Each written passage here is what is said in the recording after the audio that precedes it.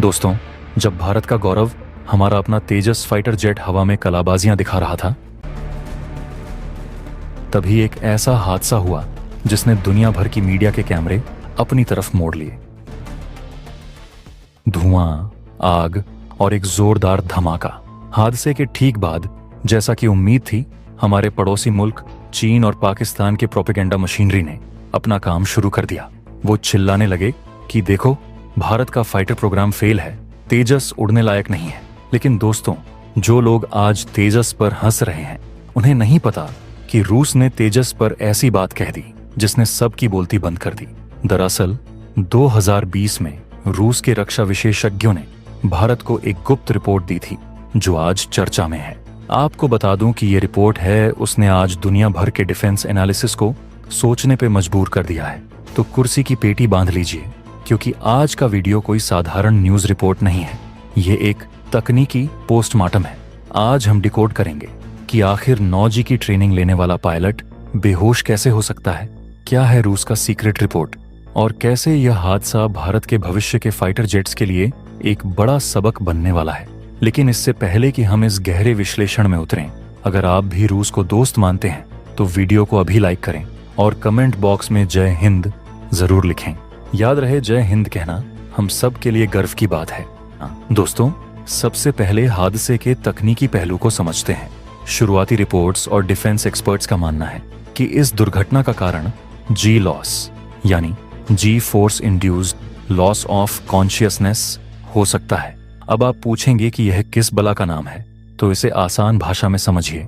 जब कोई fighter jet आसमान में बहुत तेज गति से मुड़ता है या ऊपर की तरफ चढ़ता है, तो पायलट के शरीर पर गुरुत्वाकर्षण बल यानी ग्रेविटी का दबाव कई गुना बढ़ जाता है। इसे जी फोर्स कहते हैं। जब यह दबाव बढ़ता है तो शरीर का सारा खून दिमाग से उतरकर पैरों की तरफ जाने लगता है। सोचिए, अगर आपके दिमाग को कुछ सेकंड के लिए खून और ऑक्सीजन न मिले तो क्या होगा? आंखों के सामने अंधेरा छा जाएगा। इसे ग्रे आउट या ब्लैक आउट कहते हैं। पायलट का शरीर तो कॉकपिट में होता है, लेकिन उसका दिमाग काम करना बंद कर देता है। वो बेहोश हो जाता है। और एक फाइटर जेट जो ध्वनि की गति से उड़ रहा है, अगर उसका पायलट एक सेकंड के लिए भी बेहोश हो जाए तो अंजाम तबाही के अलावा कुछ नहीं होता। लेकिन यहाँ एक बहुत बड़ा सवाल खड़ा होता है। भारतीय वायुसेना के पायलट दुनिया के सबसे बेहतरीन पायलट माने जाते हैं। उन्हें सेंट्रीफ्यूज मशीन में 9G तक का दबाव झेलने की ट्रेनिंग दी जाती है। तेजस के अंदर भी एक कंप्यूटर लगा है जिसे जी लिमिटर कहते हैं। इसका काम है कि यह विमान को 7.5G से ज्यादा दबाव बनाने ही नहीं देता।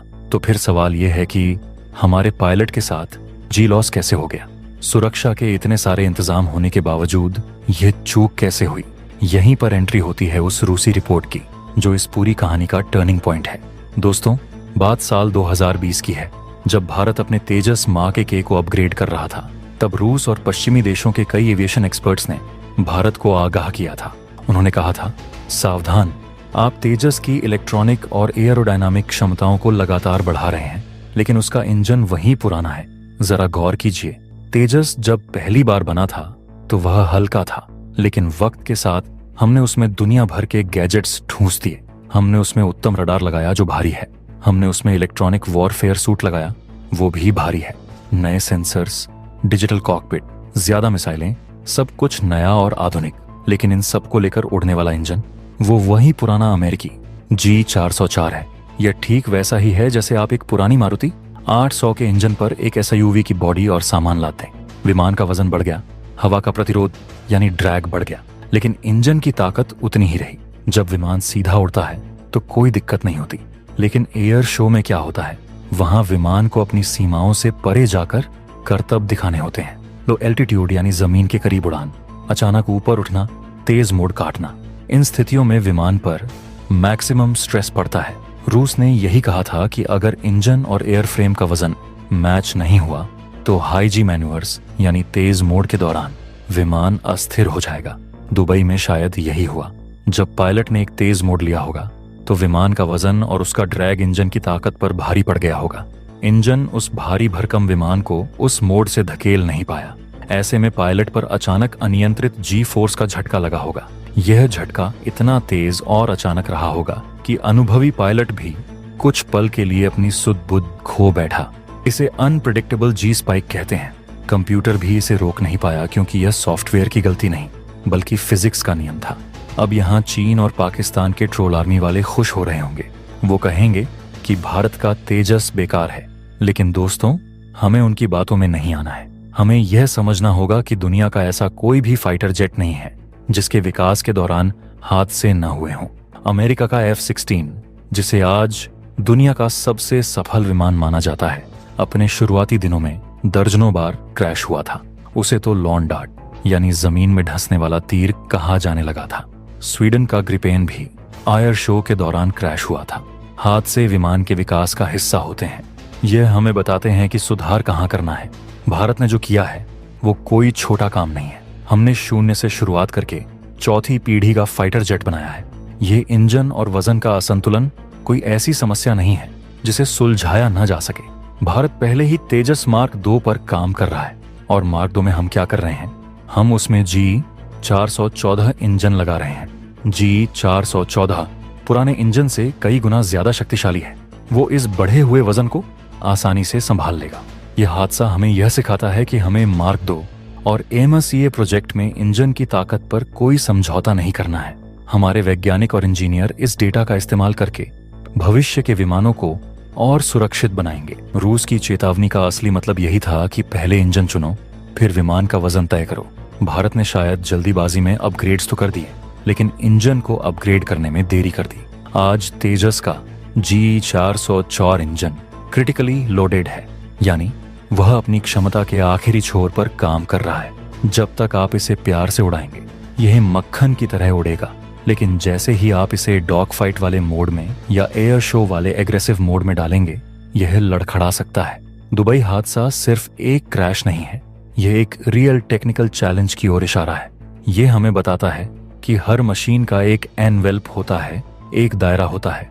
अगर हम उस दायरे को जबरदस्ती बढ़ाने की कोशिश करेंगे बिना बुनियादी ढांचे को बदले तो परिणाम घातक हो सकते हैं। फाइटर जेट का दिल उसका इंजन होता है। अगर दिल कमजोर हो और शरीर पहलवान जैसा हो तो मैदान में दौड़ते वक्त सांस तो फूलेगी ही। लेकिन दोस्तों इस घटना को हमें नकारात्मक रूप में नहीं लेना चाहिए। ये हमारे लिए वेकअप कॉल है। हमारे पास AMCA एंड TEDBF जैसे बड़े प्रोजेक्ट्स लाइन में लगे हैं। हमें यह सुनिश्चित करना होगा कि उन विमानों में इंजन की ताकत उनके वजन और एवियोनिक्स से ज्यादा हो। इसे थ्रस्ट टू वेट रेशियो कहते हैं। युद्ध में जीत उसी की होती है जिसका विमान सबसे ज्यादा फुर्तीला हो, और फुर्ती आती है शक्तिशाली इंजन से।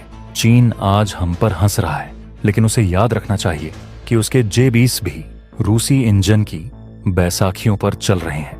उसने भी कई क्रैश देखे हैं जिन्हें उसने दुनिया से छिपा लिया। भारत कम से कम पारदर्शी है। हम अपनी कमियों को स्वीकार करते हैं और उन्हें सुधारते हैं। यही लोकतंत्र और तानाशाही का फर्क है।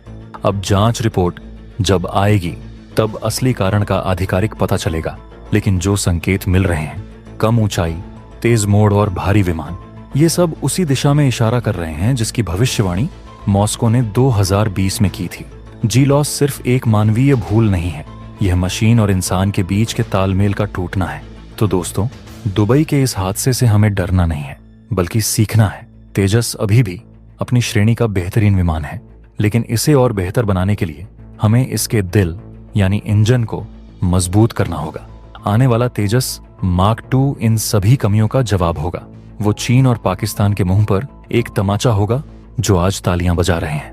अब आप लोग मुझे बताइए, आपकी इस विश्लेषण पर क्या राय है? क्या आपको लगता है कि भारत को अपने फाइटर जेट्स में इंजन अपग्रेडेशन को सबसे पहली प्राथमिकता देनी चाहिए?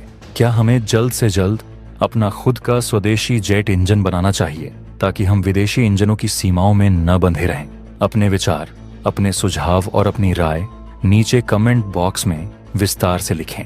मैं आपके हर एक कमेंट का इंतजार करूंगा। और हाँ, अगर आपको लगता है कि गिरकर संभलना ही भारत की पहचान है, अगर आपको अपने वैज्ञानिकों और पायलटों पर अटूट विश्वास है, तो इस वीडियो को लाइक करना बिल्कुल न भूलें। इसे अपने दोस्तों के साथ शेयर करें ताकि उन्हें भी सच पता चले और वो दुश्मन के प्रोपेगेंडा का शिकार ना हो। चैनल को अभी सब्सक्राइब करें और बेल आइकन दबाएं ताकि डिफेंस की दुनिया की ऐसी ही गहरी और सच्ची खबरें आप तक सबसे पहले पहुंचें। मिलते हैं अगले वीडियो में, तब तक के लिए जय हिंद, जय भारत।